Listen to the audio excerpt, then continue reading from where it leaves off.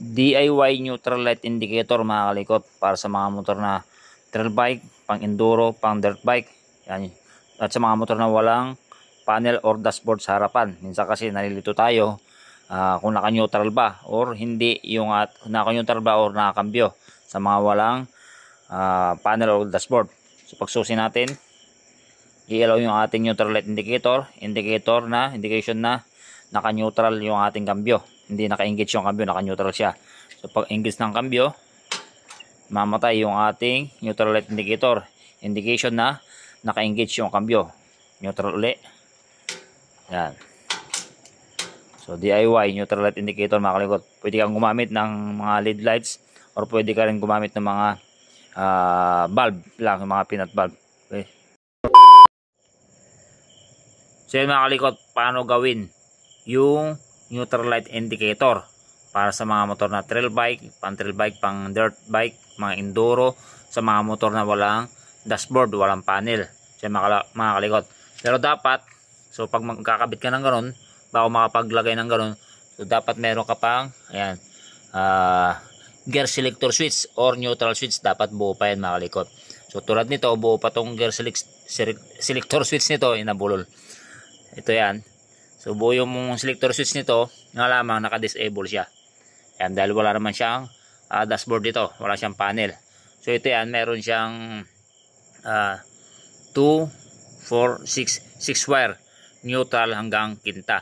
So paano natin malalaman kung ano yung kulay ng wire ng neutral light indicator dyan?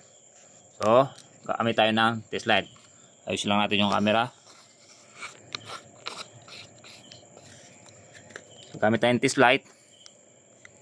Yung clip ng ating test light, clip natin sa positive natin battery.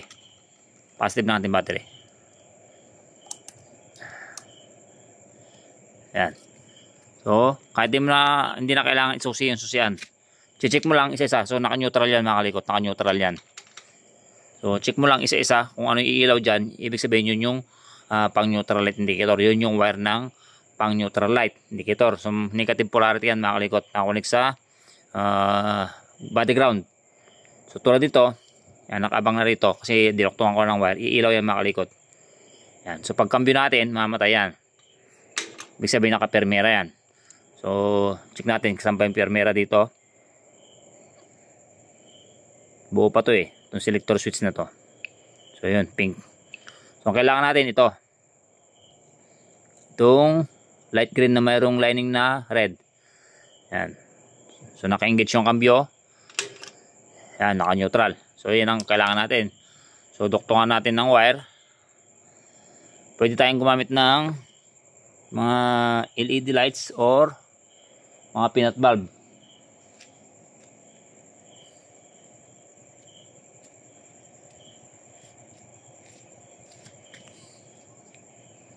LED lights or mga peanut bulb na katulad ito, pwede tayong gumamit nito mga kalikot.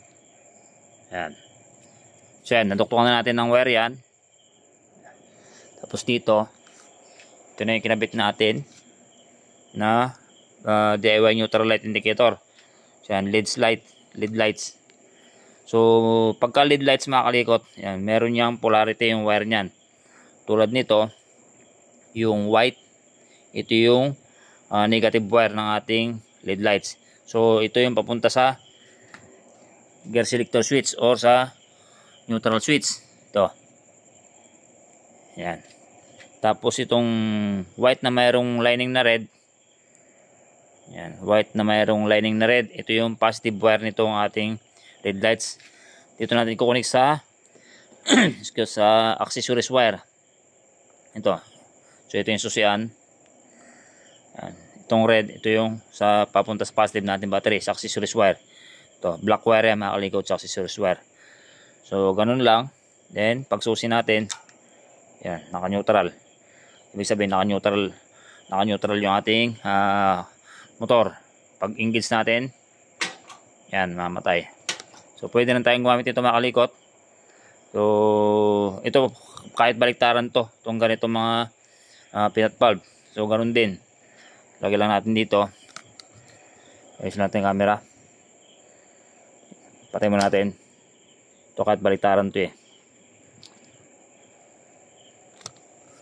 Ay, sorry, na kanyang quad. Ito yung camera. Yan. Yung isang wire, sa accessories wire.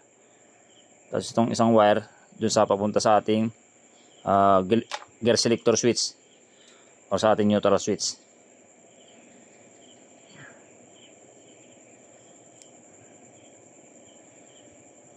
Yan.